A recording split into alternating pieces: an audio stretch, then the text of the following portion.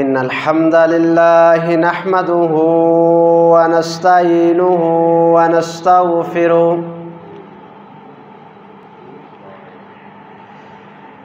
व नऊज़ु बिल्लाहि मिन शुरूरि अनफुसिना व मिन सय्यिआति अमालिना।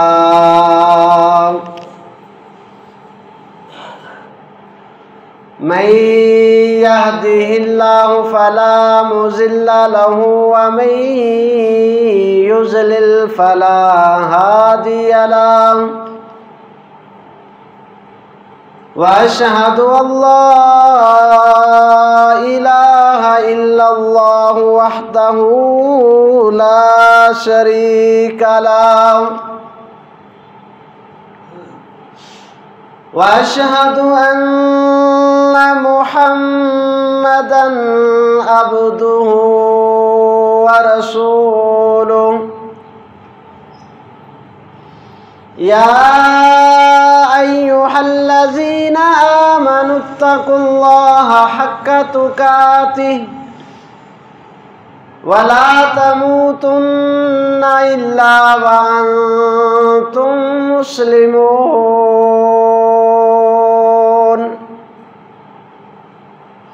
या अय्युहन्नासुत्तकू रब्बकुमुल्लज़ी खलक़कुम मिन नफ्सिन वाहिदा व खलक़ मिन्हा ज़ौजहा व बस्स मिन्हुमा रिजालन कसीरन व निसाअ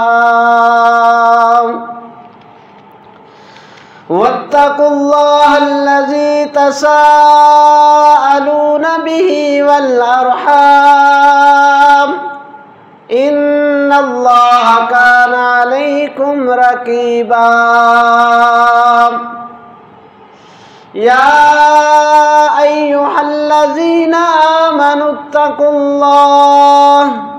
व कूलू कौलन सदीदा युस्लिह लकुम अमालकुम व यग़फिर लकुम ज़ुनूबकुम व मन युतिइल्लाह व रसूलहु फ़क़द फ़ाज़ फ़ौज़न अज़ीमा। अम्मा बादु फ़अऊज़ु बिल्लाहि मिनश शैतानिर रजीम। बिस्मिल्लाहिर रहमानिर रहीम। कुलिल्लाहु आलमु बिमा लबिसू लहु गैबुस समावाति वल अर्द अबसिर बिही व अस्मिह मा लहुम मिन दूनिही मिन वलिय्यिन वला युश्रिकु फी हुक्मिही अहदा।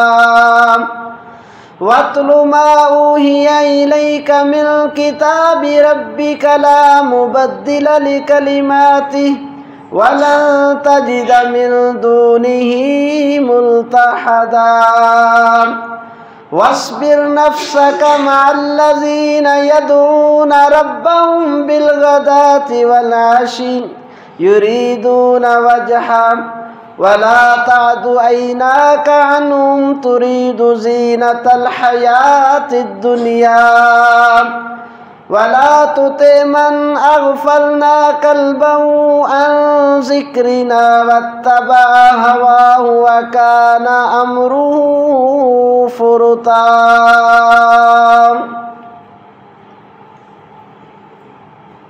हर किस्म की हम्द व सना मदह व सताइश अल्लाह वहदहू ला शरीक की बाबरकत ज़ात के लिए। करोड़ों दुरूद व सलाम नबीउर रहमान नबीउत तौबा नज़ीर बशीर सिराज मुनीर मुहम्मदुर रसूलुल्लाह सल्लल्लाहु अलैहि व आलिहि वसल्लम की ज़ात मुबारका पर खुतबा मसनूना के बाद कुरान मजीद फ़ुरक़ान हमीद सूरह कहफ से आपके सामने आयात तलावत की हैं।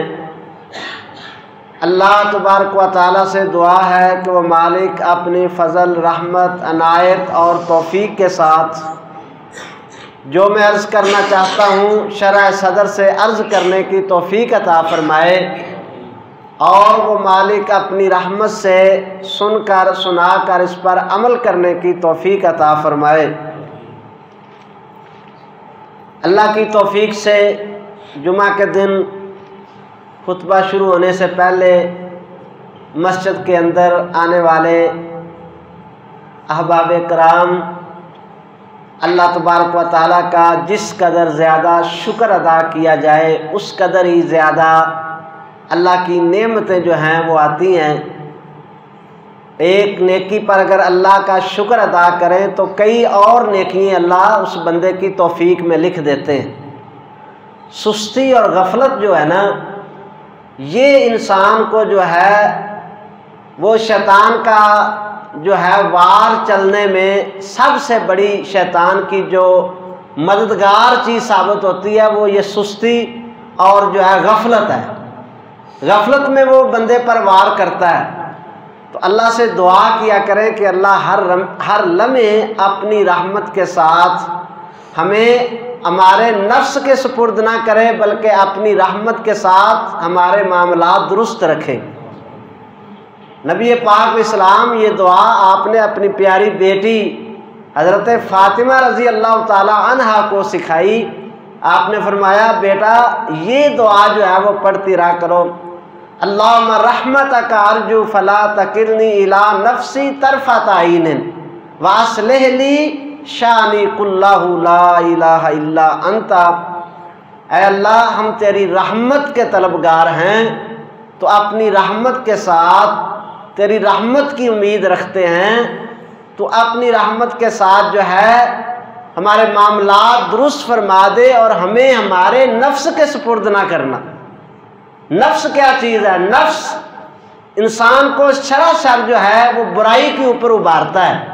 इन्न नफ्सा ला अम्मारा तुम बिस्सू, ला अम्मारा ये मुबालगे का सीगा है कि इंसान का नफ्स जो है ना ये बहुत ज़्यादा इंसान को बुराई के ऊपर उभारता है। तो जब बंदा नफ्स के सुपुर्दी हो जाए, उसके सारे मामलात ही उसके नफ्स के कंट्रोल में आ जाएं, खाता है तो नफ्स के ताबे, पीता है तो नफ्स के ताबे, चलता है तो नफ्स के ताबे, जो उसका दिल कहता है, जो नफ्स कहता है वो करना शुरू कर दे, तो इससे ज़्यादा भटका हुआ इंसान कोई नहीं है। इसलिए ये बड़ी कीमती दुआ है, हर वक्त करें। जब ये दिल नेकी की तरफ मायल ना हो रहा हो, नमाज का वक़्त है, नमाज पढ़ने को दिल नहीं कर रहा, तो यकीन करें ये दुआ आप 2-4 दफ़ा पढ़ें, अल्लाह ताला आपको नेकी की तौफीक देगा। अल्लाहुम्मा रहमतक अर्जू फला तकिलनी इला नफ्सी तरफ़त आइन, या अल्लाह मेरे नफ्स का वार मेरे ऊपर ना चले, तो अपनी रहमत से मेरे मामलात जो हैं उनको सीधा फरमा दे। तो ये बहुत बहुत ज़्यादा कीमती दुआ है। अल्लाह ताला अपनी रहमत से हमारे मामलात दुरुस्त फरमाए। आज के खुतबा जुमा में जो बात मैंने अर्ज़ करनी है वो ये है कि हमारी जो ज़हन साजी हो चुकी है, चाहे वो बाप दादा की तरफ से हुई है, चाहे वो माहौल और मुआशरे ने कर दी है, चाहे स्कूल और कॉलेज के अंदर असातिज़ा जो हैं उन्होंने हमारा ये ज़हन बना दिया है। ये जो हमारी ज़हन साजी हो चुकी है और हमारा पुख्ता जो है वो ज़हन जो है ये बन चुका है, वो क्या ज़हन है कि इस दुनिया के अंदर सारी की सारी कामयाबी, सारी की सारी इज्जत, सारी की सारी जो है वो आसानी जो है वो दौलत के साथ, ओहदे के साथ और पैसे के साथ और मालूमता के साथ है। ये जो ज़हन साजी हमारी हो चुकी है ना, ये बहुत ज़्यादा ख़तरनाक है। बहुत ज़्यादा ख़तरनाक क्या है? अल्लाह अकबर कबीरा। इस ज़हन साजी को बदलने का बहुत ज़्यादा जो है वो इस वक्त जो है हमें ज़रूरत है कि इस ज़हन साजी को बदलें। अल्लाह तबारक व तआला के यहाँ कौन बंदा कामयाब है, ये मियार हमारे ज़हनों के अंदर उभर कर आ जाए, तो फिर दुनिया के अंदर अल्लाह के फजल से बहुत सारे मसाइल जो हैं उनके ऊपर जो है हम कंट्रोल पा सकते हैं। और अल्लाह की तौफीक से आखिरत के अंदर जो है वो कामयाब हो सकते हैं। अब किसी बंदे से पूछ लें तो वो ये कहेगा जी छोटे बेटे को मैंने कारोबार पे लगा दिया, वो बड़ा सेटल है। बड़े बेटे को मैंने इंग्लैंड भेज दिया, वो भी बड़ा सेटल है। फलां बेटे को जॉब पे लगा दिया, वो भी बड़ा सेटल है। हमारे यहाँ सेटल की तारीफ क्या है कि उसका कारोबार अच्छा चलता हो, उसको ओहदा अच्छा मिल जाए, उसकी शोहरत अच्छी हो जाए, उसके पास पैसे आ जाए, उसके पास मालो मताब जो है वाफर हो जाए, तो कहते हैं जी बंदा बड़ा सेटल हो गया, उसकी ज़िंदगी बड़ी सेटल हो गई है।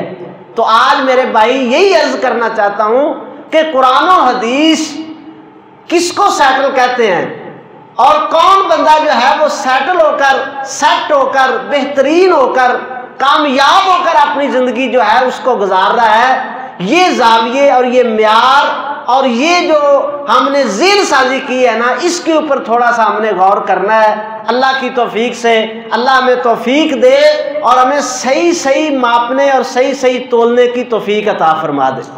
म्यार ही अगर उल्ट हो जाए, अगर 1 किलो वाला पौवा जिससे हम दूध जो है वो डाल के देते हैं, अगर वही 3 पाव का हम रख लें और उसका नाम ही रखें कि ये किलो है, तो हम अपने आप को धोखा दे रहे हैं। ये आप समझें। अगर 1 गज जो है उसको हम जो है उसके अंदर से 4 इंचियाँ कम करके उसको बना लें और यही समझें कि यही कामयाबी और यही असल पैमाना है, तो अपने आप को धोखा देने के अलावा कुछ भी नहीं है। इसी तरह जो म्यार हमने बना लिया है सेटल होने का, जो हमने कामयाबी समझ ली है, अगर तो कुरान और हदीस उसको कामयाबी कहते हैं तो अल्लाह का बड़ा फजल और बड़ा करम है, और अगर नहीं कहते तो मेरे भाई फिर धोखे से निकलना है। मौत से पहले पहले अपनी नस्लों को इससे निकालना है। सबसे बड़ा मसला जो है इस वक्त वो ये है, हमने ओहदे को म्यार समझा हुआ है, दौलत को हमने म्यार समझा हुआ है, पैसे और रुपए को जो है वो हमने म्यार समझा हुआ है, और हम ये समझते हैं कुरान और हदीस हमें क्या तालीम देते हैं। पहली बात, सेटल बंदा कौन है जी?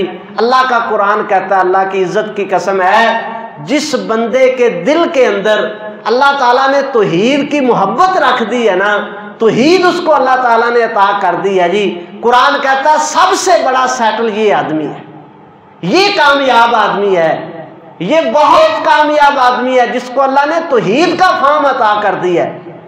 वो अल्हम्दुलिल्लाह पढ़े, वो अल्हम्दुलिल्लाह पढ़े। अल्लाह की इज्जत की कसम है, तुम कहते हो दे ये वजारतें, ये सजारतें, ये मालो मता, दुनिया भर खजाने इकट्ठे कर दिए जाएं और पूरी जमीन जो है वो वजीर आजमों से भर जाए, उस अल्लाह की इज्जत की कसम है, एक मुवाहिद बंदा,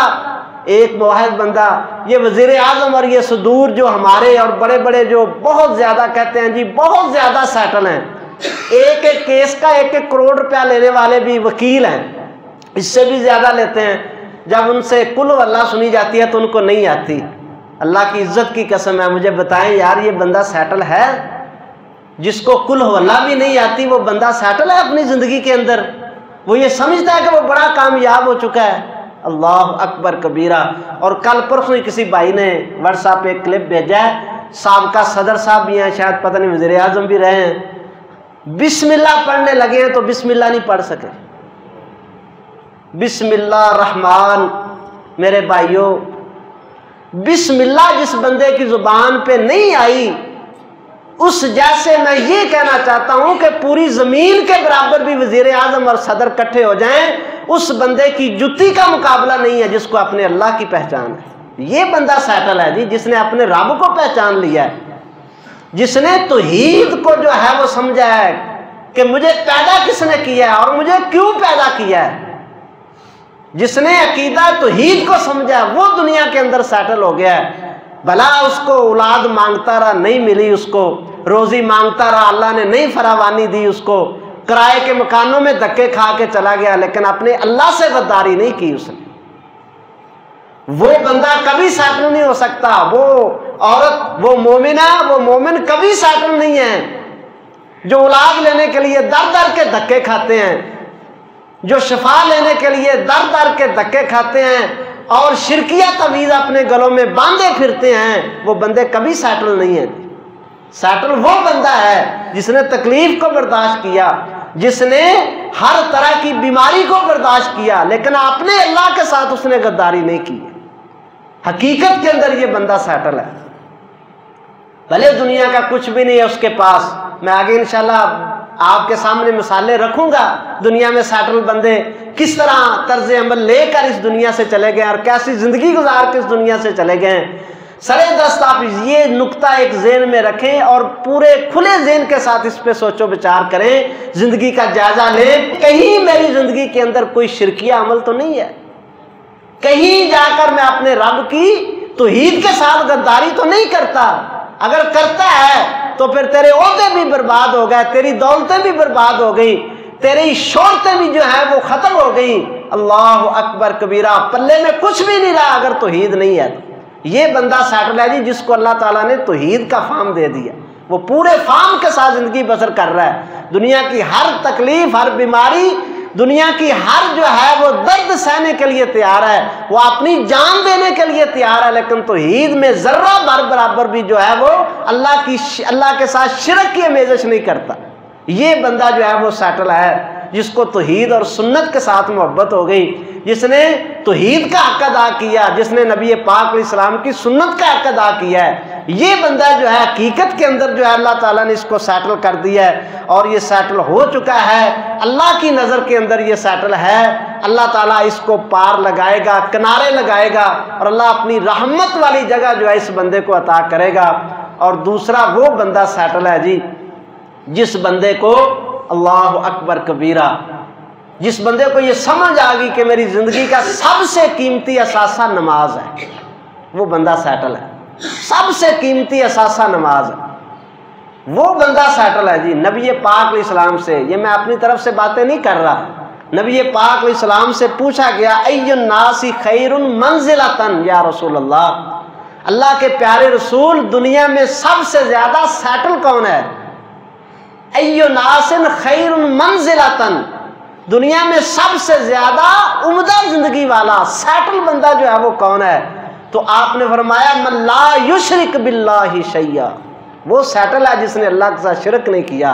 व युकीमुस सलाता, वो सेटल है जो वक्त होता है तो मछली की तरह तड़पने लगता है कि अब मैंने अल्लाह के सामने सजदा करना है। नमाज पढ़ने वाला जो है, नमाज को अपनी जिंदगी का कीमती सरमाया समझने वाला जो बंदा है, वो असल सेटल और कामयाब बंदा है। अल्लाह अकबर कबीरा। और फरमाया तीसरी बात जो आपने अर्ज की, फरमाया उसको अल्लाह ने रोजी का हलालन व खिफाफन, रिज़्क उसका हलाल भी है और उसके गुजारे मुताबिक भी है। ये बंदा सेटल है। तीन चीज़ें नबी पाक अलैहिस्सलाम ने बताई हैं। फरमाया कि जो बंदा अल्लाह के साथ बगावत नहीं करता, शिरक नहीं करता, वो अल्लाह की तौहीद के ऊपर आंच नहीं आने देता, वो किसी शिरकिया अमल को देखकर चुप नहीं रहता, उसकी गैरत खौलती है और वो कोई तरीका ढूंढता है कि मैं किस तरह अपने इस भाई को समझाऊं कि तू कितना बड़ा जहन्नम का गड़ा है जिसके अंदर तू गिर रहा है। उसके दिल के अंदर जो है वो तौहीद का जज्बा पैदा होता है। वो सिर्फ तौहीद को अपने तक महदूद नहीं रखता, बल्कि वो इस रोशनी को आगे लोगों तक फैलाने की तगोदौ करता है, कोशिश करता है कि मेरे हाथ से कितने हैं जो अल्लाह की जहन्नम से बच जाएं। ये बंदा सेटल है। और दूसरा बंदा जो नमाज से मोहब्बत करने वाला है, जिसकी फजर बिस्तर पे ज़ाया हो गई, जिसकी ईशा जो है वो घर के अंदर ज़ाया होगी, जिसकी असल जो है वो दुकानों पे या फैक्ट्रियों के अंदर ज़ाया होगी, जिसकी जोर जो है वो बाज़ारों के अंदर ज़ाया हो गई। फरमाया खासिरत दुनिया वाल आखिरा, ये बदबख्त बेनसीब आदमी है जो दुनिया में भी घाटे में और आखिरत में भी घाटे में। ये सेटल नहीं है जी जो बेनमाज है। इसका फिक्र करें हम अपनी औलादों तक ये पैगाम मुंतकिल करने को तैयार नहीं है। कोई बंदा समझाने के लिए तैयार नहीं है जी। जिथे कोई लगा ठीक लगा, अल्लाह अकबर कबीर। फिर 1,24,000 पैगंबर आने का क्या मकसद? फिर कुरान के आने का क्या मकसद? फिर तौरात और अंजील के नाज़िल होने का क्या मकसद? अगर जहाँ कोई लगा है तो ठीक लगा है। फिर मेरे महबूब का ताइफ की वादियों में पत्थर खाने का क्या मकसद? फिर महबूब करीम बैतुल्लाह के अंदर सरों पे ओजरियाँ डाली गई, क्यों डाली गई? फिर अपना बैतुल्लाह छोड़ के हिजरतें क्यों की आपने? फिर आपकी बेटियों को क्यों सताया गया? फिर आपके सहाबा को क्यों शहीद किया गया? अगर जहाँ पे कोई लगा है तो ठीक लगा, किसी को कुछ कहने की ज़रूरत नहीं है। प्यार से, मोहब्बत से, हिकमत अमली से ये पैगाम आगे लोगों तक पहुंचाएं जी, वो कामयाब है जिसने तौहीद को समझा हुआ है। जिस बंदे के बाल सफ़ेद हो गए और उसने अपने रब के साथ शिरक नहीं किया, वो असल ज़िंदगी का कामयाब आदमी है, वो कामयाब बंदा है। उसको परेशान नहीं होना चाहिए, उसके दिल में ईमान जो है वो उबाले, वो उबलना चाहिए कि भले आसमान जितने मैंने गुनाह कर रखे हैं, भले गलतियाँ बहुत कर रखी हैं, लेकिन ये मैं अपने रब के सामने कह सकता हूँ, मेरे अल्लाह मैंने ज़िंदगी में तेरे साथ शिरक नहीं किया।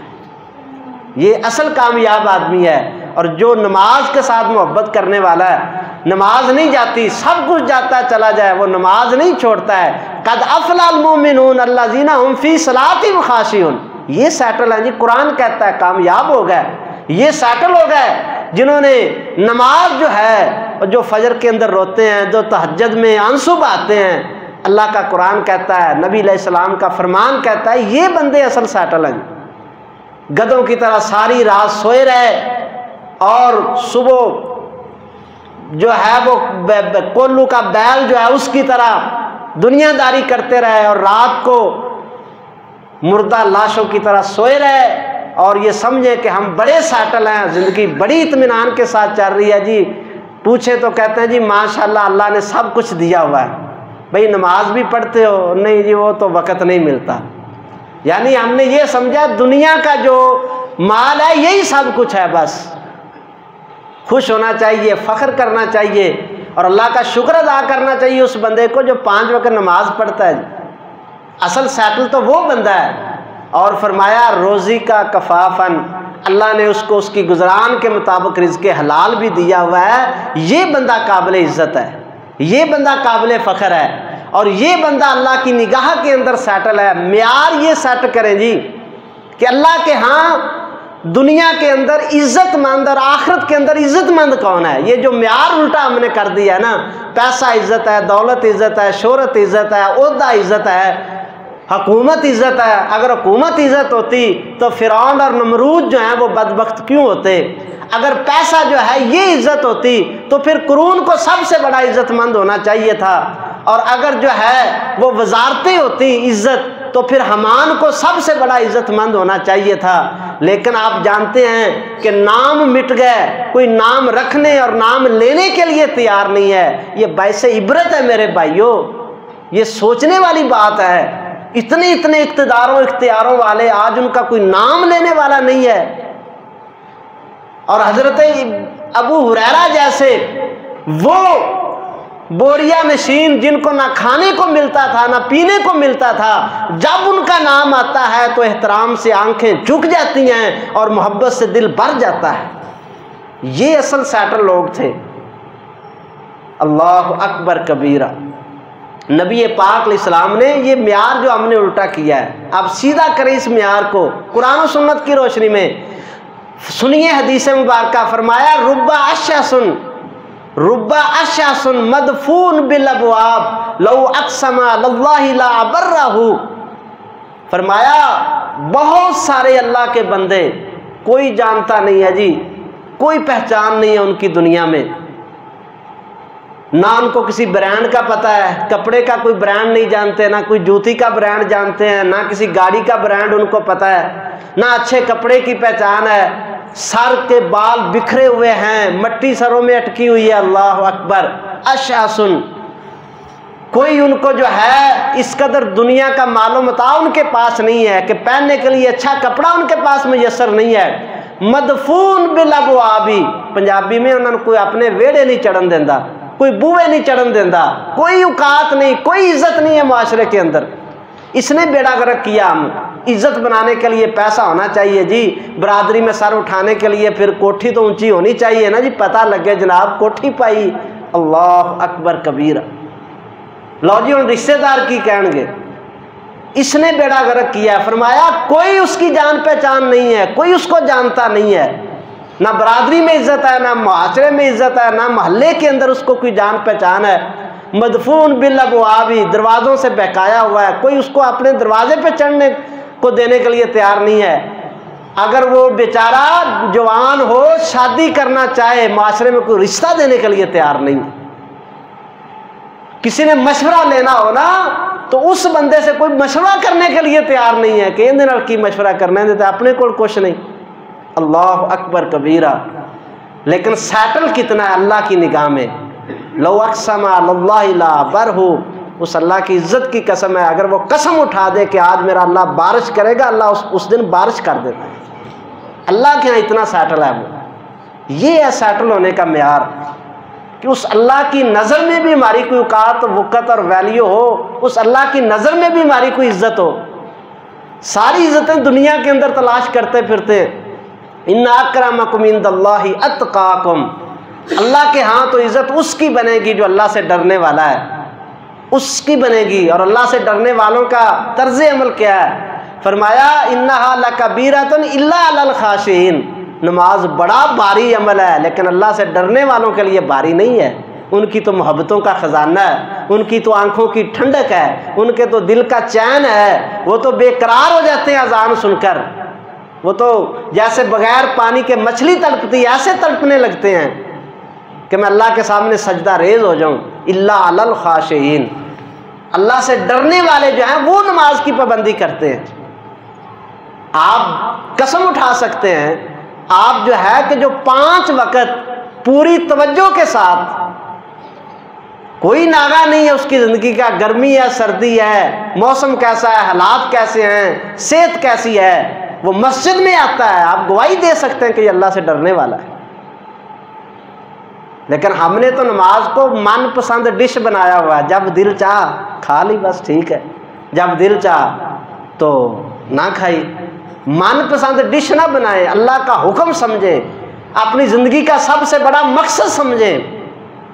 ये समझे कि जिस दिन 5 नमाजें पढ़ ली हैं मैंने अपनी ज़िंदगी का मकसद अदा कर दिया है।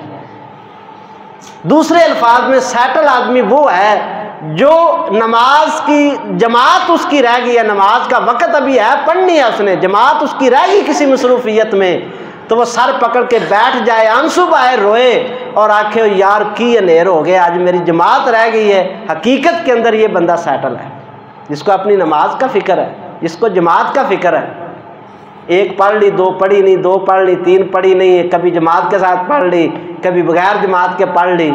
शरई उज़र है तो कोई मसला नहीं, आप सफ़र के अंदर हैं, आपने दोनों इकट्ठी कर ली हैं, सफ़र के अंदर हैं, लेट हो गई, आप किसी मंजिल पे नहीं पहुंच सके, आपने पढ़ ली है, अल्लाह ताला माफ़ कर देगा। और अल्लाह अगर नीयत खालस है तो अल्लाह सवाब दे देगा जमात का भी। लेकिन बगैर किसी शरई उज़र के बंदा जो है नमाज के अंदर सुस्ती करे तो गोया कि उस बंदे ने नमाज की अजमत जो है उसको नहीं समझा। और तीसरा, नबी पाक अलैहिस्सलातु वस्सलाम आपने इरशाद फरमाया रोज़ी का बिल हलाली किफ़ाफ़न, अल्लाह ने उसको रिज़्क़ हलाल उसकी ज़रूरतों के मुताबिक दे दिया है। वो इतना कमाता है कि उसकी ज़रूरतें पूरी हो रही हैं। हलाल खाने वाला, हराम खोरी करने वाला, सूद के पैसे खाने वाला और उसके बाद रिश्वतें खाने वाला और लोगों के हक जो है वो गसब करने वाला सैटल हो सकता है जी। वो जितने मर्जी महल खड़े कर ले वो सैटल नहीं है जी। उसका अंदर जो है ना उसका ज़मीर वो ही कभी मुतमिन नहीं होगा, वो कभी सुख की नींद नहीं सो सकता। उसको हर वक्त जो है ये चीज़ जो है वो उसका ज़मीर जो है ना उसको मलामत करता है कि जालिम क्या करता है। तो लोगों को दिखाता है मैंने कोठियाँ डाल ली हैं, अंदर उसका कहता है तुझे तो पता है तूने किस तरह डाली है। तो जो लोगों का हक खाने वाला है, सूद खाने वाला है, रिश्वत के पैसे खाने वाला है, तनख्वाहें भी लेता है और फिर कहता है जी ये तो जी साडा अल्लाह, ये तो मठियाई है जी। ये पता नहीं मठियाई किस चीज़ का नाम रखा हुआ। जिस दफ्तर में चले जाओ काम तो थोड़ा हो जाएगा जी, फिर मठियाई दोगे, पता नहीं ये क्या चीज़ है मठियाई। ऐसी मुंह को लगी है जालम ये मठियाई कि इसको हमने इसका नाम ये इसका नाम तो रखना चाहिए था सूर खंजीर, इसका नाम रखना चाहिए था थूर, इसका नाम रखना चाहिए था तुम्मा, लेकिन नाम क्या रखा हुआ मिठाई। अल्लाह अकबर, ये मिठाई है। मिठास तो ईमान की है यार, मिठास तो ईमान की होती है, मिठास तो नेकी की होती है, मिठास तो नमाज की मोहब्बत की होती है। नबी पाक इस्लाम ने फरमाया जिसने अल्लाह और उसके रसूल के साथ मोहब्बत की अल्लाह उसको मिठास ईमान अता करता है। तो क्या अल्लाह और उसके रसूल की मोहब्बत का यही तकाजा है कि गरीबों को भी रगड़ता है, रगड़ा लगाते जाओ, जो हाथ में चढ़ जाए उसको रगड़ा लगाओ, खूब लगाओ। अल्लाह अकबर कबीरा।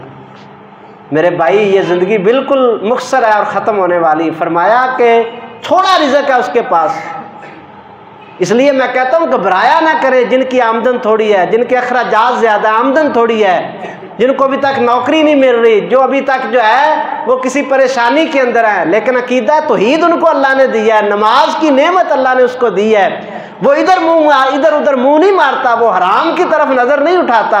वो कहता मेरे अल्लाह तू रिज़्क़ देने वाला है, तू फराखी करने वाला है। 15,000 20,000 में 10,000 में वो किराए के मकानों में धक्के खा लेता है, वो किराए का मकान भी ना मिले तो झुग्गी के अंदर रह सकता है, लेकिन वो हराम की तरफ नहीं जाता है। तो हकीकत के अंदर कायनात का सबसे बड़ा सेटल ये आदमी, महल्लात के अंदर रहने वाले तो इसकी जूती का मुकाबला नहीं कर सकते, हराम के महलों के अंदर पलने वाले इस बंदे की खाक का मुकाबला नहीं कर सकते। तो इसलिए फरमाया ये कामयाब है। और जिसकी आंखों में हया है, बेहया बंदा भी सेटल नहीं है जी। इस दौर का बहुत बड़े फितनों में बड़ा फितना जो चल रहा है वो बेहयाई का फितना है। हर बंदा जो है, अल्लाह ताला जिसको बचाए, अल्लाह माफ़ फरमाए, बेहयाई चारों तरफ है जी। बेहया मर्द, बेहया औरत कभी सेटल नहीं हो सकते। अब इस कदर बेबाकी है पाकिस्तान के अंदर कि अब तो जो है ना वो जो है औरतें सड़कों पे निकल चुकी हैं। आज़ादी हासिल करनी है जी, पता नहीं किससे करनी है। इस्लाम से आज़ादी चाहती हैं, मुसलमान होने से आज़ाद होना चाहती हैं, सड़कों के ऊपर निकली हुई हैं, हाथ में बैनर पकड़े, मेरी मर्जी मेरी, हाँ जी मेरी ज़िंदगी मेरी मर्जी। अल्लाह अकबर कबीरा। ये ना मेरी ज़िंदगी है ना ही मेरी मर्ज़ी है, इस पर मेरे अल्लाह की दी हुई ये ज़िंदगी है, उस अल्लाह की मर्ज़ी चलेगी। अगर अपनी मर्ज़ी करोगे तो फिर कल क़यामत को जहन्नम के अलावा और कोई रास्ता नहीं है। अल्लाह की दी हुई ज़िंदगी है, अल्लाह की मर्ज़ी है। बेहया बंदा जो है अपनी नज़रों की हिफाजत करे। हया जो है ये बहुत बड़ा जोर है। नबी पाक अलैहिस्सलाम ने फरमाया जब हया गई तो फिर जो मर्ज़ी करो, कोई परवाह नहीं। यानी कि फिर उसके हाथ में दीन की कोई चीज़ नहीं रह जाती। जिसके दिल के अंदर हया जो है वो ख़त्म हो जाती है। देखें किस कदर अल्लाह को हया वाली औरतें, मोमिना औरतें किस कदर पसंद हैं। अल्लाह अकबर कबीरा। नबी पाक अलैहिस्सलाम से सैकड़ों साल, सदियों पहले मूसा अलैहिस्सलाम की जवानी के दौर के अंदर दो औरतें, दो नौजवान औरतें जो हैं वो चलती हुई जा रही हैं। उस चाल को अल्लाह ताला ने इस कदर महफूज किया, अपने पास आसमानों पे रखा, और सालों के बाद, सदियों के बाद उस चाल को अल्लाह ताला ने कुरान बनाकर नबी पाक अलैहिस्सलाम के ऊपर नाज़िल फरमा दिया। उस चाल को अल्लाह ने कितना महफूज किया है। तमशी अलस्तिहयाई, वो दो बच्चियाँ हया की चाल चलती हुई घर से निकली थी। हयादार औरत, हयादार बीवी, हयादार बेटी, अल्लाह की कसम इसका इस वक्त दुनिया की सबसे बड़ी मोमिना और सबसे बड़ी आपके लिए मैं तो ये कहता हूँ कि अगर बाप पर्दा आपकी कोई बेटी है, बाप पर्दा बा हया बेटी है, तो उससे दुआ करवाया करें, अल्लाह उसकी दुआ को रद्द नहीं करेंगे। इस दौर के अंदर हया के साथ रहने वाली बेटियाँ और मर्द जो हैं वो अल्लाह की निगाहों में बड़े सेटल हैं। अल्लाह अकबर कबीरा। तो अल्लाह के यहाँ जो है इज़्ज़त, और अल्लाह के यहाँ जो है वो इंसान को अपना म्यार और वक़ार जो है ये देखना चाहिए। लोगों की नज़रों में तो हम बनते रहते हैं, ये मेरे कपड़े अच्छे हैं तुम देख रहे हो, मेरी गाड़ी अच्छी है लोगों ने देखनी है, मेरे पास बैंक बैलेंस है लोगों को पता है, लेकिन मेरे दिल में क्या है ये सिर्फ अल्लाह की ज़ात जानती है। तो वो चीज़ ज़्यादा खूबसूरत करे ना जो अल्लाह ताला जानता है। अल्लाह तो कपड़ों को नहीं देखता, अल्लाह ताला शक्लों को भी नहीं देखता, अल्लाह ताला तुम्हारे ओहदे बरादरियों को भी नहीं देखता। अल्लाह क्या देखते हैं? अल्लाह तो दिल को देखते हैं, इसका दिल कैसा है। अल्लाह ताला हमारे दिलों को जो है वो खूबसूरत बना दे। नबी पाक अलैहिस्सलाम का एक सहाबी था, देहाती था और बड़ी मोहब्बत करता था नबी पाक अलैहिस्सलाम के साथ। तोहफे लेकर आता था, गाँव के तोहफे लेकर उसने आना, कभी साग लेकर आ गया, कभी कोई चीज़ जो भी उसके बनती तो वो तोहफा लेकर नबी पाक अलैहिस्सलाम के पास आता। एक दिन नबी पाक अलैहिस्सलाम एक मंडी के अंदर तशरीफ़ लेके गए, देखा वही उसने आगे वो अपनी चीज़ें रखी हुई हैं, दात की सब्ज़ियाँ, और वो बेच रहा है। नबी पाक अलैहिस्सलाम पीछे से गए और उसकी आंखों के ऊपर इस तरह हाथ रख दिए। अल्लाह अकबर।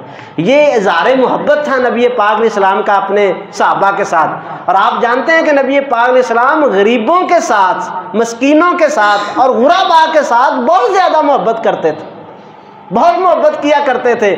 आपने हाथ रखे और आपने हाथ रखे, वो साहबी बयान करते हैं, ज़ाहिर उनका नाम है, वो कहते हैं अल्लाह की इज़्ज़त की कसम है, जब आपने हाथ रखे आपके इन पोरों की ठंडक मेरे सीने के अंदर महसूस हुई थी। जान तो मैं फ़ौरन गया था कि ये कौन है। आपने पूछा अल्लाह अकबर कबीरा। आपने कहा कि मैं यश्तरी हाज़ल ग़ुलाम, ये मेरा ग़ुलाम जो है इसको कौन ख़रीदेगा, इस ग़ुलाम को कौन ख़रीदेगा।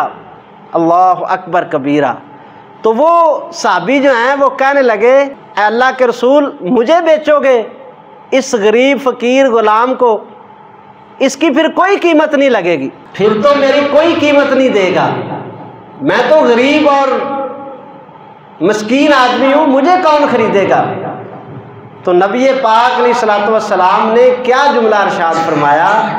आपने फरमाया लस्ता इंदल्लाहि कासिदा, लस्ता इंदल्लाहि कासिदा, लोगों की निगाहों में तेरी कोई इज्जत और तेरी कोई कीमत नहीं होगी, लेकिन अल्लाह की निगाह में फरमाया इंदल्लाहि गाल, ऐ मेरे साहबी अल्लाह की नज़रों में तो बहुत कीमती है। ये है असल मेयार सेटल का कि अल्लाह की नज़रों के अंदर फरमाया तेरी बहुत ज़्यादा कीमत है। अल्लाह अकबर कबीर। अल्लाह की नज़रों के अंदर जो है वो आदमी को जो है वो कीमती बनने की कोशिश करनी चाहिए। दुनिया की नज़रों के अंदर आप जितना मर्ज़ी कीमती बन जाएं, लेकिन अल्लाह की निगाह में अगर आपकी कीमत नहीं है तो गोया कि आपने ज़िंदगी के अंदर कुछ भी हासिल नहीं किया है। और इसकी वजह से ये बहुत बड़ी ख़राबी जो पैदा हुई है, इस वजह से हमारी नस्लें जो हैं उनके अंदर यही चीज़ जो है वो नस्ल दर नस्ल जो है वही मुंतकिल होती जा रही है कि भाई इज़्ज़त होगी, पैसा होगा, नौकरी होगी, ओहदा होगा तो फिर ही कुछ ना कुछ काम जो है वो चलेगा, इसके बगैर तो कुछ भी नहीं होगा। यही जरासीम हमारी औलादों के अंदर मुंतकिल हुए हैं और इसी वजह से फिर होता क्या, अल्लाह अकबर कबीरा। फिर हम अपनी औलादों के रिश्ते करने में म्यार और तरजीह क्या रखते हैं? दौलत, नौकरी, ख़ानदान, यही कुछ देखते हैं ना। मुंडा पढ़िया होना चाहिए तो नौकरी लगा होना चाहिए तो ख़ानदान भी चंगा उच्चा होना चाहिए। अल्लाह अकबर कबीरा। ये भी म्यार हमने सरासर गलत कर दिया। नस्लों की बर्बादी इसी वजह से हुई। हमारी नस्लों का बर्बाद होना इसी वजह से है कि हमने ये म्यार भी उल्टा किया हुआ है। हज़रत अब्दुर्रहमान बिन औफ रज़ी अल्लाह ताला अन्हु मक्के के, मदीने के आप जानते हैं सबसे बड़े ताजर और अमीर आदमी थे और ख़ानदान के लिहाज से कुरैशी थे, इनसे ऊंचा ख़ानदान भी किसी का नहीं था। अपनी बहन का निकाह करना था, इन्होंने दुल्हा तलाश कर रहे हैं। अल्लाह अकबर कबीरा, अल्लाह अकबर कबीरा। हाला बिनते औफ का निकाह करना है, दुल्हा तलाश कर रहे हैं। बड़े बड़े साहबा के बेटों के रिश्ते जो थे वो मौजूद थे और वो चाहते थे कि हम जो है वो अब्दुर्रहमान बिन औफ जो है इनके घर में हमारी शादी हो जाए। और अब्दुर्रहमान बिन औफ क्या कहते हैं, बिलाल अगर तू पसंद करे तो मैं अपनी बहन का रिश्ता तुमको दे देता हूँ। रंग के काले हैं, गुलाम हैं, कोई मालो मता नहीं, कोई बरादरी नहीं है, कोई खानदान नहीं है, कोई अपना घर नहीं है। और रिश्ता देने वाले अब्दुर्रहमान बिन औफ मदीने के सबसे बड़े ताजर, कुरैशी खानदान। हमने म्यार उल्टे किए हैं सारे, इसी वजह से आज परेशानियों का शिकार, इसी वजह से बर्बादी हो रही है नस्लों की। अल्लाह अकबर कबीरा। हाला बिनते औफ का निकाह हुआ तो हजरत बिलाल रज़ी अल्लाह ताला, ये जिन लोगों ने ये म्यार किया है कायम, अल्लाह ने उनको दुनिया और आखिरत में बड़ी इज़्ज़तों से नवाजा है। दीन की बुनियाद, असल बुनियाद जो है भाई दीन है। अगर आप बेटे और बेटियों के रिश्ते करते वक्त इस बुनियाद को सामने रखेंगे हम दीन को बुनियाद नहीं रखते। वैसे कहते हैं ना चलो दीनदार भी हो जाए तो फिर तो बड़ी अच्छी बात है। और जी मुंडा नौकरी भी लगा है माशाल्लाह, पढ़िया लिखिया भी चंगा है, तो दाढ़ी भी रखी है, नमाज कोई नहीं पढ़ता, बस इन्नी गल है। ये दीन की बुनियाद नहीं है। नेकी भी कर लेता है, ये दीन की बुनियाद नहीं है। कुड़ी माशाल्लाह पढ़ी लिखी भी है जी, खूबसूरत भी है जी, तो बस पर्दा नहीं कर दी। हाँ जी, ये दीन की बुनियाद पे निकाह नहीं हो रहा। ये खूबसूरती की बुनियाद पे कह लें, ये दौलत की बुनियाद पे कह रहे, ये अच्छे ख़ानदान की बुनियाद पे आप कह सकते हैं, लेकिन दीन की बुनियाद पे ये रिश्ता नहीं है। दीन की बुनियाद पे कैसे रिश्ते होते हैं? टाइम ख़त्म हो गया, बस मैं एक बात करके बात को ख़त्म करता हूँ। सईद इब्न मुसय्यब रहमतुल्लाह, सैयद ताबईन इनका लक़ब है। हज़रत अबू हुरैरा रज़ी अल्लाह ताला अन्हु के ये दामाद हैं। हज़रत अबू हुरैरा रज़ी अल्लाह ताला अन्हु के दामाद हैं, सैयद ताबईन हैं। ताबईन में सबसे ऊंचा मुकाम अल्लाह ताला ने इनको दिया है। अल्लाह अकबर। इनकी बेटी बहुत बड़े सईद बिन मुसय्यब अपने ज़माने के सबसे बड़े मुहद्दिस फ़क़ीह, मस्जिद नबवी के इमाम, मस्जिद नबवी के मुफ्ती, मस्जिद नबवी के ख़तीब सईद बिन मुसय्यब रहमतुल्लाहि अलैह।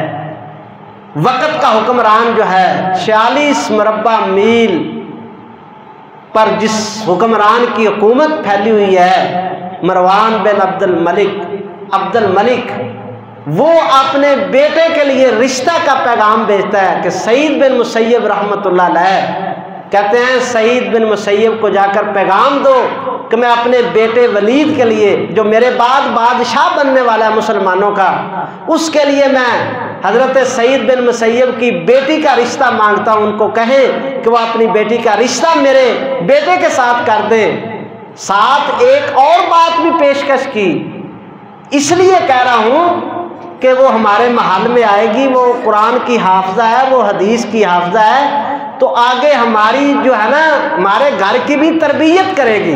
इसलिए मैं चाहता हूँ कि वो हमारे घर में आए। सईद बिन मुसय्यब को जब ये पैगाम मिला तो कहने लगे अब्दुल मलिक को जाकर कहना कि सईद की बेटी तेरे महलों की जीनत नहीं बनेगी, तेरे मेरे ख्याल में क्या है कि आज किसी वज़ीर आला या वज़ीर आज़म की पेशकश आ जाए किसी को कि बच्ची आपकी बड़ी दीनदार है जी, तो हम चाहते हैं हमारे घर में आ जाए, हमारी भी इस्लाह हो जाए, तो शैतान ने फ़ौरन वरगला लेना ना, हाँ जी बिल्कुल बड़ी गल है जी, बच्ची साड़ी बड़ी माशाल्लाह तरबियत याफ्ता है, तो उत्थे जाएगी तो माशाल्लाह तरबियत बड़ी करेगी, लिहाजा कबूल कर लो। कहने लगे मेरी बेटी तेरे महलों की जीनत नहीं बनेगी। पूछा इनकार क्यों कर रहे हो? कहने लगे इसलिए कि शायद दुनिया की ज़िंदगी तो मेरी बेटी की आसान हो जाएगी, लेकिन महलों की नेमतों के अंदर रहकर मुझे ख़तरा है कि मेरी बेटी की आखिरत बर्बाद ना हो जाए,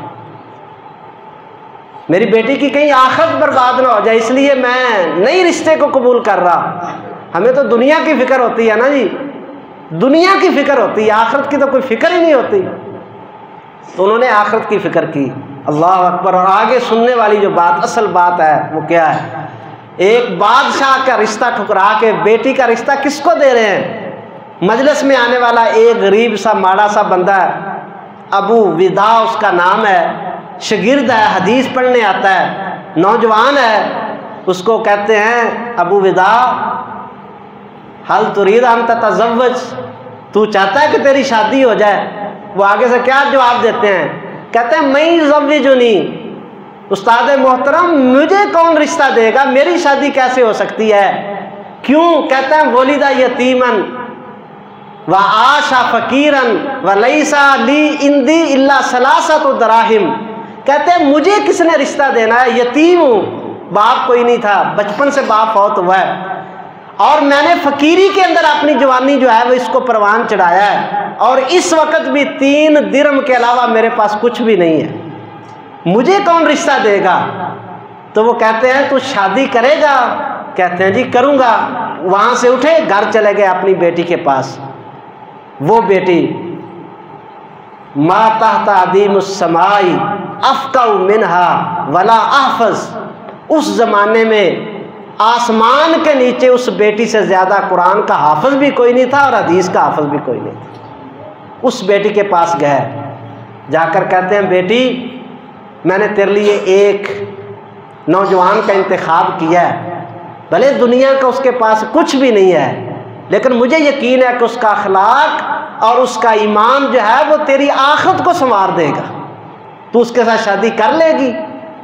तो उन्होंने कहा अब्बा जान अगर आपने मेरे लिए पसंद किया है तो मैं कैसे इनकार कर सकती हूँ, वो मेरे लिए बेहतर है, आप उसके साथ मेरी शादी कर दें। निकाह कर दिया, कहा लाओ वो 3 दिरहम जो है वो लाओ, हक महर दो, हक महर दिया, निकाह पढ़ा दिया।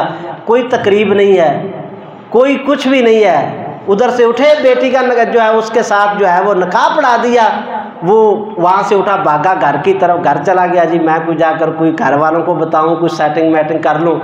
घर गया, अभी रुखसती जो थी उसका कोई भी यानी कि प्लानिंग जो बिल्कुल नहीं थी। शाम हुई, हज़रत सईद बिन मुसय्यब ने अपनी बेटी का हाथ पकड़ा, जाके उसका दरवाज़ा खटखटाया। बेटी पीछे खड़ी है, बाप आगे है। पूछा कौन, और उनकी हालत क्या, कहते हैं शाम की नमाज है, रोज़ा अफ्तार करने का वक़्त, मैंने रोज़ा अफ्तार करना था, रोज़े में था। और कहते हैं चंद टुकड़े और जैतून का थोड़ा सा तेल मेरे सामने पड़ा था जिससे मैंने रोज़ा छोड़ना था। सालन भी नहीं था और ताज़ा रोटी भी नहीं थी। इस नौजवान के साथ शादी हुई है। और कहते हैं सईद, कहते हैं जितने भी सईद थे सारे मेरे ज़हन में आए, ये ज़हन में नहीं आया कि उस्ताद चलकर मेरे घर में आए होंगे। मैंने ये सोचा भी नहीं था कभी ऐसा होगा। जब दरवाज़ा खोला तो सईद बिन मुसय्यब मेरे सामने खड़े थे। मैं लर्ज़ गया, मैंने कहा उस्ताद जी आप मुझे कहते मैं आपके पास हाज़िर होता, आप क्यों चलकर तशरीफ़ लाए हैं? तो कहते हैं तेरी शादी हो गई है, तेरा निकाह हो गया है, और मैंने ये मुनासिब नहीं समझा कि एक शादीशुदा बंदा अपनी बीवी के बगैर रात गुजारे, ये तेरी बीवी है, इसको अपने घर में दाखिल कर। ऐसी रुखसती करके दिखाओ। इन लोगों के मद्देनज़र ये दुनिया के जंजाल नहीं थे, ये करना है, ये करना है, ये करना है। बाप बूढ़ा हो जाता है बेटी की शादी करते करते, उसकी कमर झुक जाती है और उसका सारे का सारा असासा जो है वो बर्बाद हो जाता है एक बेटी को उठाने के लिए। ये कहाँ से हमने लिए हैं रवाज, ये किस शरीयत से हमने जो तरीके निकाले हैं? अल्लाह के नबी की शरीयत के अंदर ये नहीं था। सईद बिन मुसय्यब जैसा इंसान अपनी बेटी की शादी कर रहा है और ख़ुद निकाह पढ़ाता है, खुद ही उसको रुखसत करने के लिए चला जाता है। वो कहते हैं घर में वो मेरी बीवी घर में आ गया, मैं परेशान था, मैं क्या करूं, कोई घर में कोई सिलसिला नहीं था, कोई घर के अंदर इंतज़ाम नहीं था। दरवाजे में खड़े होकर मैंने मोहल्लेदारों को आवाज़ दी, वो कुछ औरतें आई, उन्होंने उनको बिठाया, कुछ बनाया संवारा। माँ मेरी थोड़ी सी करीब वाली बस्ती में थी, मैं फिर उनको बुला कर लाया। अल्लाह अकबर कबीरा। अब ये शादी हो गई है। सईद बिन मुसय्यब रहमतुल्लाह अलैह ने वलीद जो कि बादशाह बनने वाला था उसके रिश्ते को ठुकरा कर एक फ़कीर को अपनी बेटी का रिश्ता दिया है। अब खैर बरकत क्या थी, अल्लाह ने कैसी ये शादी निभाई और कैसा जोड़ा। ये 42 साल तक इनकी रफ़ाकत रही। शादी के बाद 42 साल तक रफ़ाकत रही है। और सईद बिन मुसय्यब की बेटी, किसी ने अबू वदा से पूछा कि बता तूने अपनी बीवी को कैसा पाया है?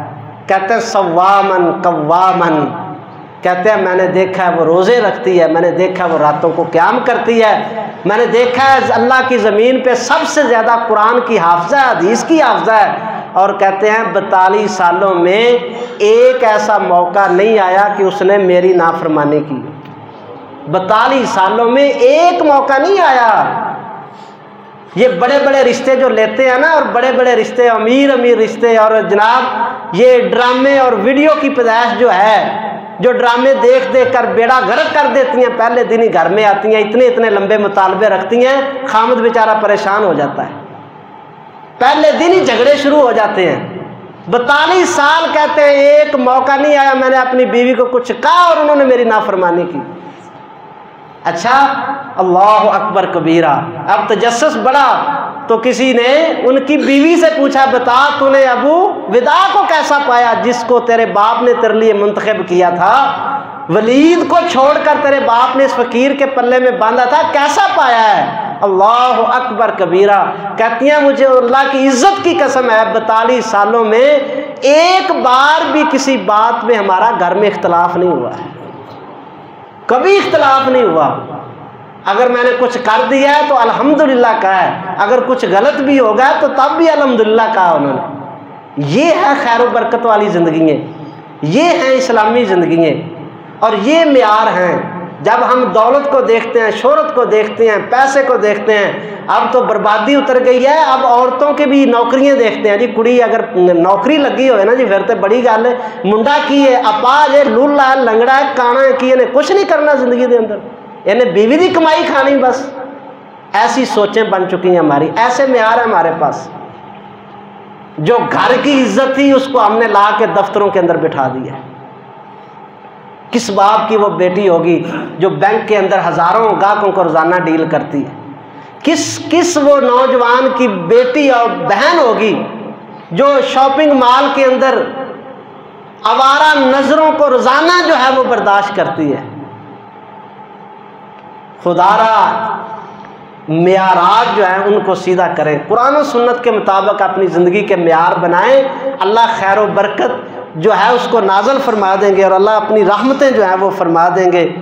तो आज जो पैगाम आपको दिया वो ये है कि जी असल सेटल जो है ना ज़िंदगी में, कहते हैं जी बच्चा बड़ा सेटल हो गया, क्या हुआ जी? कारोबार बड़ा चल गया जी, नौकरी मिल गई अच्छी जी, मुंडे को इंग्लैंड भेज दिया जी, मुंडा सेटल हो गया है। तो ये चलो आप दुनिया की नज़र में इसको भी कुछ अहमियत दे लें, सेटल कह लें, लेकिन असल सेटल कौन है? जिसको अपने मालिक की पहचान हो गई कि मेरा रब है, उसने मुझे क्यों पैदा किया, मैंने वो काम करना है जो उसने मुझे कहे। ये असल सेटल है। जिसके दिल में अल्लाह और उसके रसूल की मोहब्बत पैदा हो गई, जिसके दिल में नमाज की मोहब्बत पैदा हो गई, जिसकी आंखों में हया पैदा हो गया और जिसने रिज़्क़े हलाल जो है उसको कमाया, ये दुनिया के अंदर भी सेटल है, ये आखिरत के अंदर भी सेटल है। अल्लाह का कुरान जो है वो अरशाद फरमा रहा है, नबी पाक इस्लाम को हुक्म हो रहा है, फरमालहू गैबुस समावाति वल अर्ज़ अबसिर बिही वास्मे मा लहु मिन दूनी मिन वलिय्यिन वला युशरिक फी हुक्मिही अहदा, कि वो अल्लाह के साथ किसी मामले में ज़र्रे के बराबर भी शिरक को गवारा नहीं करता। वो असल सेटल है। और उसके बाद फरमाया अल्लाहु अकबर कबीरा वतलु मा उहिया इलैका मिन किताबि रब्बिक ला मुबद्दिला लिकलिमाति वलन तजिद मिन दूनिही मुल्तहदा वस्बिर नफ्सका मअल्लज़ीना यदऊना रब्बहुम। ये ज़िंदगी गुजारने का पूरा नसाब है ये आयत मुबारका, कि अपने आप को उन लोगों के साथ जोड़ लीजिए, उन लोगों के साथ जोड़िए। रिश्तेदारी करनी है उन लोगों से करें, दोस्तियाँ करनी है उन लोगों से करें, तल्लक बनाने हैं उन लोगों से बनाए। किन के साथ? वस्बिर नफ्सका मअल्लज़ीना यदऊना रब्बहुम बिलगदाति वलअशी, जो सुबह शाम अपने रब का जिक्र करने वाले हैं, उनके साथ जोड़िए अपने आप को, उनके साथ रिश्तेदारियाँ करें, उनके साथ तल्लकात मजबूत करें, उनके साथ अपनी मोहब्बतें बढ़ाएं। जो दिन रात अल्लाह का जिक्र करते हैं, क्यों करते हैं? युरीदूना वजहा, वो सिर्फ अल्लाह को राज़ी करने की नीयत रखते हैं, वो सिर्फ अपने अल्लाह को राज़ी करने के लिए पैदा हुए हैं। वला तादु ऐनाका अन्हुम तुरीदु ज़ीनतल हयात दुनिया, ये किन को खिताब हो रहा है? नबी पाक अलैहिस्सलातु वस्सलाम की ज़ाते आलिया को, कि आप अपनी निगाहों से कभी इनको दूर ना करें। किन की बात हो रही है? ये हज़रत बिलाल रज़ी अल्लाह ताला अन्हु की बात हो रही है, ये हज़रत अबू हुरैरा की बात हो रही है, ये उम्मे मखतूम की बात हो रही है, और दो और गरीब साहबा थे। कहते हैं हम ये थे, कसम उठाते थे कि ये आयत हमारे बारे में नाज़िल हुई है। अल्लाह ताला ने अपने महबूब को हुक्म दिया कि इनको अपने साथ हमेशा रखना, इनके साथ मोहब्बत करनी है। ये दिन रात अल्लाह ताला का जिक्र में, ये दिन रात क्या करते थे अबू हुरैरा रज़ी अल्लाह ताला? दिन रात प्यारे महबूब की हदीसों को लिखते थे, पढ़ते थे, याद करते थे, उम्मत को पहुंचाते थे। ये कुरान और हदीस पढ़ने वाले जो हैं इनके साथ अपना तल्लक बनाएं, इनके साथ अपनी मोहब्बतें कायम करें, इनके साथ जो है वो अपनी रिश्तेदारियाँ जो हैं वो कायम करें। वला तुते मन अगफलना कल्बो अन ज़िक्रिना, फरमाया कि ये जो बड़े बड़े चौधरी हैं ना, इनके साथ आप तल्लकात बनाते हैं। तुरीदु ज़ीनतल हयात दुनिया, चौधरियों के साथ तल्लक बनाने का क्या मकसद होता है? स्वाय दुनियावी मुफाद के कोई मकसद नहीं होता। तो नबी पाक अलैहिस्सलाम को अल्लाह ताला ये कह रहे हैं कि क्या आप इन चौधरियों के साथ मुलाकात और मोहब्बत चाहते हैं? क्या आप दुनिया की जीनत जो है उसको चाहते हैं? फरमाया नहीं, वला तुते मन अगफलना कल्बन ज़िक्रिना वत्तबा हवा व कान अमरु। फरमाया उनकी कभी भी पैरवी ना करना, उनके साथ कभी दोस्ती ना रखना, कभी तल्लकात ना बनाना, जो हमारे जिक्र से गाफिल हो चुके हैं और अपनी ख्वाहिशात के पीछे लगे हुए हैं और जो चाहते हैं वो ही करते हैं। वकाना अमरू फुरुता, और इनका हर मामला उल्ट हो चुका है। सारे म्यार ही पूठे, सारे म्यार ही उल्ट किए हुए हैं। इज्जत का म्यार वखरा है, दौलत का म्यार वखरा है, रिश्तेदारी करनी है तो म्यार वखरा है, किसी के साथ तजारत करनी है तो म्यार वखरा है, किसी के साथ जो है वो तल्लकात बनाने हैं तो म्यार बिल्कुल उल्टा है। अल्लाह अकबर। फरमाया हर मामला इनका जो है वो उल्ट हो चुका है, इनके साथ कभी दिल ना लगाना। अल्लाह अकबर कबीरा। अल्लाह ताला से दुआ है कि अल्लाह ताला अपनी रहमत से हमें जब तक ज़िंदा रखे इस्लाम के ऊपर ज़िंदा रखे, और जब हमें मौत आए कलमा तौहीद अल्लाह अता फरमा दे।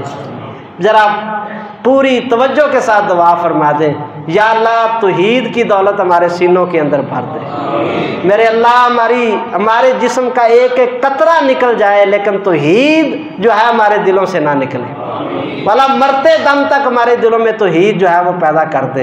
ये असल सैटल है, अल्लाह की इज़्ज़त की कसम है। नबी पाक इस्लाम ने फरमाया हर नबी को अल्लाह ने एक दुआ दी है, उन्होंने कर ली।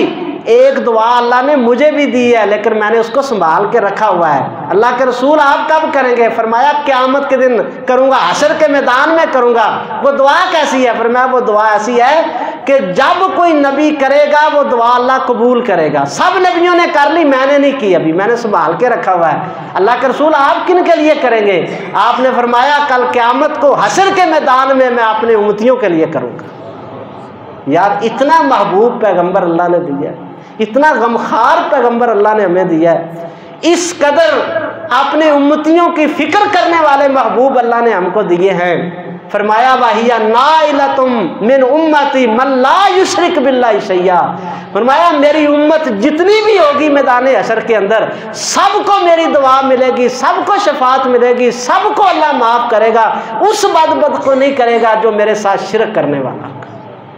दुआ करें अल्लाह शिरक से महफूज फरमाए, अल्लाह अपने महबूब की शफात जो है वो हमको अता फरमा दे।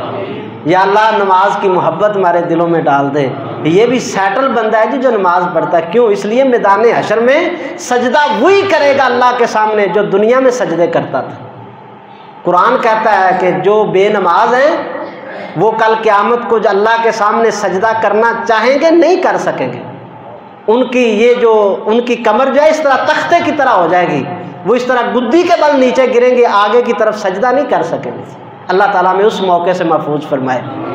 हर बंदे ने हशर के मैदान में जाना जी। कितनी प्यारी हदीस है, अल्लाह की कसम इतना ईमान ताज़ा होता है, ऐसी ईमानी हरारत है इस हदीस पाक के अंदर। अल्लाह अकबर। फरमाया कि क़यामत के हशर के मैदान में पूरी कायनात है, हर बंदा जिसकी इबादत करता है उसके साथ साथ चलता जाएगा। यहूदी जो हैं वो किसकी इबादत करते हैं? उज़ैर अलैहिस्सलाम की, उनकी तरफ चले जाएंगे। ईसाई किसकी इबादत करते रहे? हज़रत ईसा अलैहिस्सलाम की, उनके साथ चले जाएंगे। बुतों की पूजा करने वाले बुतों के साथ चला जाएंगे। दुनिया में किसी और की इबादत करने वाला उसके साथ चला जाएगा। कुछ लोग मैदान हशर के अंदर खड़े होंगे, अल्लाह पूछेगा भाई तुम क्यों नहीं जाते, तुम किसका इंतजार कर रहे हो? वो कहेंगे नहनु नंतज़िरु रब्बना, वो कहेंगे हम अपने रब का इंतजार कर रहे हैं। हम अपने रब को सजदा करते थे दुनिया में जी, 5 वक्त उसके सामने झुकते थे, ये ज़हन में रख के कि हमने अपने रब को सजदा करना, हम उसका इंतज़ार कर रहे हैं। क्या कोई निशानी है तुम्हारे पास अपने रब की? अस्साक, अस्साक कुरान पाक के अंदर है कि अल्लाह उस दिन पिंडली मुबारक से कपड़ा जो है हटाएंगे, पिंडली मुबारक से कपड़ा हटाएंगे, मोमिन देख लेंगे ये मेरा हमारा रब है, और सजदे के अंदर पड़ जाएंगे। फिर सजदा करेंगे, अल्लाह ताला कहेगा जिन्होंने गैरों की इबादत की वो उसके साथ चले गए और वही उनको अजर देंगे, और तुमने मेरी इबादत की है तुम्हें मैं अजर देता हूँ, मेरी रहमत से जन्नत के अंदर दाखिल हो जाओ। अल्लाह में नमाज की तौफीक दे दे, मोहब्बत दे दे। अल्लाह जान जाए नमाज ना जाए, अल्लाह माल जाए नमाज ना जाए, अल्लाह नौकरी जाए नमाज ना जाए। मेरे अल्लाह ये ज़िंदगी के सांस चले जाएं मगर नमाज ना जाए। अल्लाह अपनी रहमत से हमें इसकी तौफीक अता फरमा। व आखिर दावाना अनिल हम्दुलिल्लाहि रब्बिल आलमीन।